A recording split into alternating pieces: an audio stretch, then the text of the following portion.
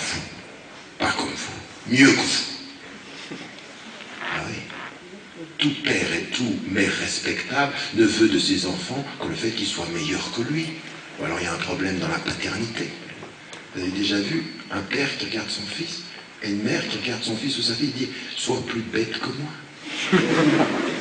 Tu réussiras moins que moi. » C'est le contraire. De là où je viens, avec tout ce que j'ai fait, je me suis battu, je veux que tu réussisses mieux. Je ne veux pas que tu souffres ma souffrance.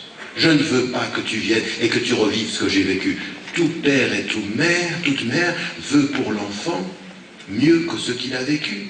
Et ça veut dire qu'à un moment donné, il faut donner les moyens à ses enfants de marcher tout seuls. Ce qui est le propre de la définition de l'éducation. Je marche avec toi jusqu'au jour où tu marcheras sans moi. Et si je suis un bon père, si je suis une bonne mère, je te donne les moyens d'être toi. Pas pour que tu me plaises simplement à moi, mais pour que tu te sentes bien, toi, avec qui tu es, ce que tu es. C'est pour ça qu'à des moments donnés, tu feras des choix qui peut-être ne me plairont pas. Tu seras ce que peut-être je n'attendais pas que tu sois. Mais ça, il faut. C'est ça, être un père, c'est ça, être une mère. Mais ce choix-là, d'être soi, demande une résistance, demande une conscience, demande de reconnaître le problème, celui qui va être de cette attirance potentielle et de ce naturel que l'on a. Et ça demande une deuxième chose, cette résistance, c'est la compréhension fondamentale de ce qu'est l'expérience de la foi et l'expérience d'être soi dans la foi, dans l'expérience du prophète par rapport à soi et par rapport à son identité. Alors c'est de ça dont je veux parler. La première partie, ça va être comment on est par rapport à soi, dans l'affirmation de son identité, par rapport à la première partie, puis ensuite comment on réagit par rapport aux autres, comment on réagit par rapport à ce qui nous entoure. Parce qu'au fond, ce qui est le plus important dans l'identité arabe ou l'identité islamique, c'est d'être équipé. Et d'être équipé. Et vous avez, il est dit dans le Coran, quand vous allez partir dans le voyage du pèlerinage, prenez vos provisions. Et quelle est la meilleure des provisions? C'est taqwa. Et taqwa, on traduit souvent ceci par piété ou crainte de Dieu. C'est pas ça, c'est pas une bonne traduction. On a de très très mauvaises traductions en français. D'abord, c'est d'abord la conscience de Dieu, et taqwa, c'est avoir Dieu dans son cœur, quoi, quelle que soit la chose que l'on fait. C'est non pas la crainte de Dieu, mais c'est de s'en remettre à lui avec un amour qui est un don de soi. C'est l'amour au sens du don de soi, la taqwa. C'est pas avoir peur. Vous savez, cette idée qu'on traduit l'islam tout le temps, il faut que tu aies peur de Dieu. Non. Aie peur de Dieu dans tes fautes. Fais don de toi dans l'amour. Oui, mais commence pas par avoir peur avant même d'avoir fait la faute. Oui, parce que sinon tu transformes Dieu en un gendarme potentiel de tes erreurs. Non, c'est pas ça. C'est pas ce qu'Allah demande. Allah, il dit Ar-Rahman. Et il nous dit entre nous Rohama baynahum. C'est-à-dire cette dimension. Ar-Rahma, c'est quoi? C'est Ar-Rahim. Ar-Rahim, qu'est-ce que c'est? C'est cet amour qui vient des entrailles de la mère. Seule une mère sait ce que c'est ça. Il y a quelque chose d'extrêmement profond qui fait que jamais, jamais, jamais, même un père, du plus profond de lui, il peut avoir cet amour, mais il n'a pas cet amour qui vient de l'entraille. C'est-à-dire ça vient de l'intérieur. C'est-à-dire c'est quelque chose d'extrêmement profond. C'est j'ai porté l'enfant. Il vient de l'intérieur. Il vient de mon intérieur. Cet amour-là est un amour qui est totalement, qui est un mystère en fait. C'est le mystère de l'être qui vient de l'intérieur. C'est pour ça qu'Allah quand il parle de cet amour-là, il parle de Rahma, c'est le Rahim, qui n'est pas exactement la même chose de l'Hub. En langue française, on n'a qu'un mot. Amour, amour, compassion.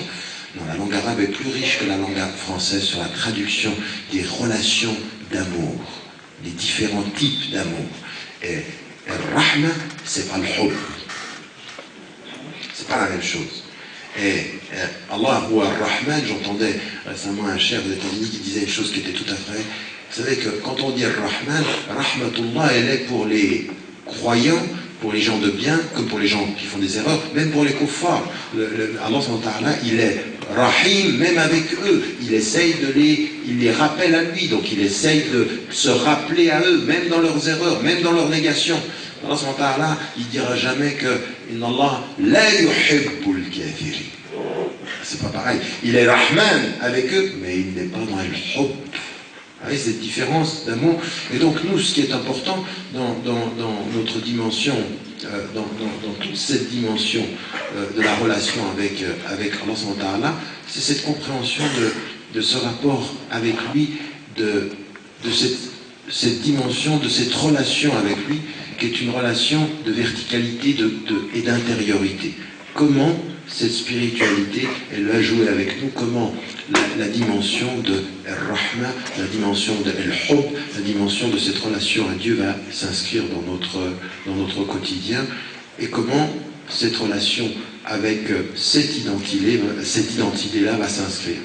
Et tout ce qui va provenir de ceci ne va pas être dans l'ordre de la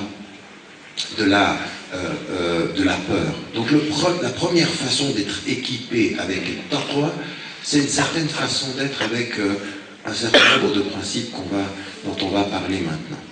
Et puis ensuite, il y a le type de rapport, à ce qui nous vient de l'intérieur de la société marocaine pour vous, ou de la culture dominante occidentale, celle qui aujourd'hui est dans vos salons, parce que cette culture vous arrive dans le salon, dans votre salle à manger. Même certains d'entre vous, ils mangent marocain et ils regardent occidental. Ils ont la télévision, il y en a qui mangent en regardant la télévision. Ça, j'ai jamais compris. Bref, s'il y a une chose que je peux vous conseiller, s'il y en a un d'entre vous qui mange et la télévision est allumée, éteignez la télévision, mangez en vous regardant. Ça s'appelle la culture familiale. Parce qu'il y en a certains, ils mangent ensemble, ils regardent tous dans la même direction, ils ne se regardent plus. Mais c'est des choses qui changent la vie. Mais des petites choses. À un moment donné, attends, on va manger ensemble. Déjà, manger ensemble de temps en temps. Vous faites bien. Et on éteint la télévision, on se regarde, on se parle, on communique. Culture familiale, essentielle, si on veut résister déjà à d'autres choses. Mais ce que je voulais dire, ça on parlera dans la deuxième partie de ça. Alors, simplement une chose. Si vous revenez à ce dont on parle ici, et on se dit, finalement, quand il nous est dit qu'il faut prendre des provisions pour la route, et qu'Allah nous dit sur la journée de la vie, celle qui sera la meilleure des provisions, ce sera cette conscience que vous êtes avec Dieu. Au fond, qu'est-ce que c'est? À chacun des jeunes qui est ici, à un moment donné, vous êtes dans votre vie, et puis vous pensez à votre réussite scolaire. Il y en a d'entre vous qui ont entendu par leur mère, par leur père, il faut que tu réussisses à l'école, il faut que tu sois le premier, puis ensuite tu partiras en France, tu partiras en Europe, tu partiras aux États-Unis. Donc les voies de la réussite sont là. Il y a quand même une chose qui est la première des questions, à laquelle chacune et chacun d'entre vous ici dans cette salle doit se poser, et c'est la première des choses. Quand le prophète, il est insatisfait des gens avec lesquels il vit. Il est insatisfait pendant des années. Il a une distinction morale, on la connaît, et à un moment donné, il décide, il atteint un certain âge, quand il a vers 35 ans, il commence à s'isoler. Il s'isole, mais quelle est la raison de son insatisfaction? La raison de son insatisfaction, celle qui va faire qu'il part tout seul dans une grotte et qu'il s'isole, elle est qu'en fait, toutes les réponses que lui donne sa tribu Kant à ces questions sur la vie ne lui conviennent pas. On lui dit que des idoles sont à adorer, on lui dit que des tribus sont à organiser, et il a le sentiment que cette réponse sur le sens de la vie ne lui convient pas. Qu'est-ce que ça veut dire ne lui convient pas?